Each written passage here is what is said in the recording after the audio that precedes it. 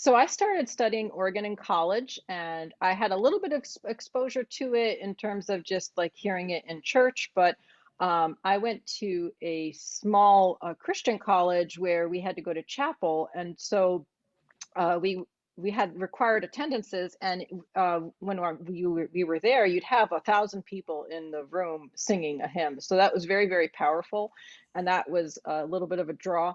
And then I also had a very good friend, Jen Scroose, who is responsible for getting me through all of my harmonic dictation with my ear training classes, and she was an organist. I would go to the studio classes to hear her play, and I liked the organ studio classes. I thought they were very interesting, and I just kept going, even though I was a piano major.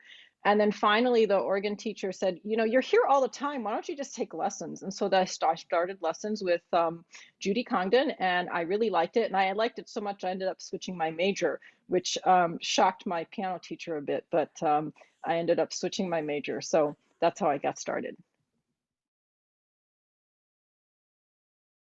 Where I came to UNCG as a music education major and was bound and determined I was going to be a high school band director and was a brass player at the time. And had grown up playing piano all my life and went to a church with a nice pipe organ. So grew up loving the instrument, but wasn't really something I was interested in pursuing as a career at the time.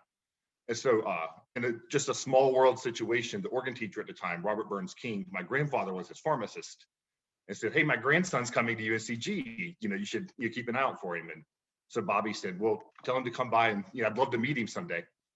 And so I stuck my head into the studio one day when I knew he was there, and he said, "Come on in and play something for me." So I sat down and played at the piano, and he said, "Great, I'm going to see you in January when you start your organ lessons." And it wasn't ever really a question or a discussion. It was just, you're going to sign up for this and start in January.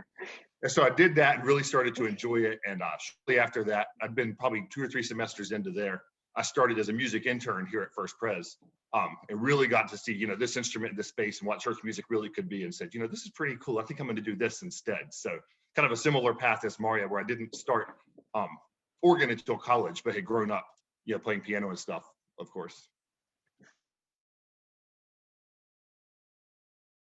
So I chose the Edward Elgar, the first movement of his sonata.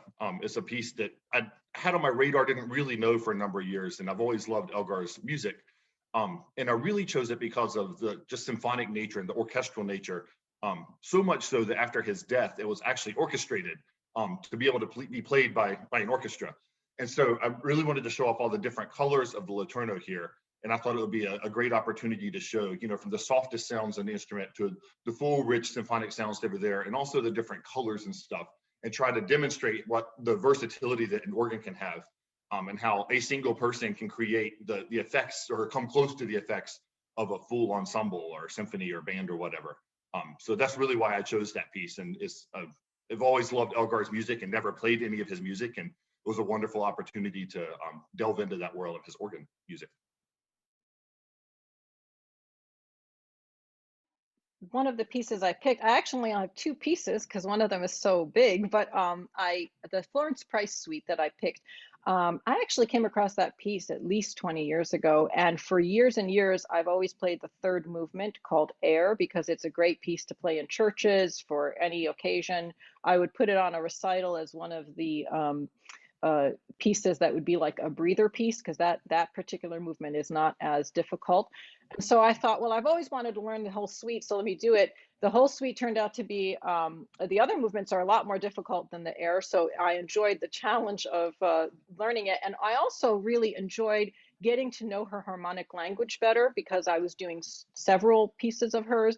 And the first movement in particular was very surprising because it's definitely a 20th century piece, but and we often talk about Florence Price having a jazz influenced tonal language and jazz, blues, the different musical influences of the African American styles, especially because she's writing in that time period of 1930s through 1950s.